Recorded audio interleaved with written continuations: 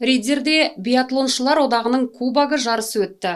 Оған күллі Қазақстаннан спортшылар қатысты. Біздің қалаға олар Қарағанды, Павлодар, Солтүстік Қазақстан, Абай облыстарынан келді. Ең көп санды құраманы Шығыс Қазақстан спортшылары, оның ішінде Риддер ұсынды. Жарыстың салтанатты ашылуы 12 желтоқсанда түрлі спорт түрлерінен танымал спортшылар шыққан мектеп-интернат колледжінің акт залында өтті.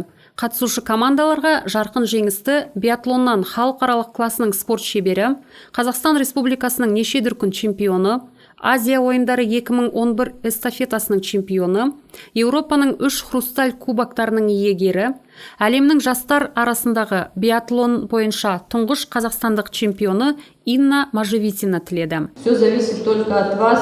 Барлығы өздеріңе тікелей байланысты. Мақсат қойып, оны іске асыруға тырысу керек. Біздің спорт өте күрделі.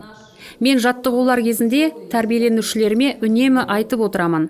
Біз баспалдақтан жоғары көтерілген дейміз. Сендердің баспалдақтарың ең биік болсын деп тілеймін. Қаншалықты қиын болса да, биіктерді бағындырыңдар. Кейде ауыр болады, ешқашан тайсалмаңдар. Құладың ба, тұр да тек алға жүр. Тек алға және алға.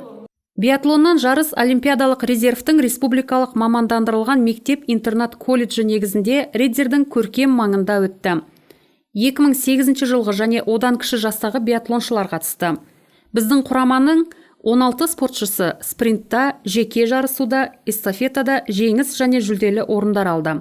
Олар Егор Немцев, Милена Машковская, Варвара Небогатова, Азим Жарасбек, Анатолий Степанов, Владислав Сподин. Жарыс қорытындысымен үздік биатлоншылар медальдармен, дипломдармен және естелік сыйлықтармен ескерілді.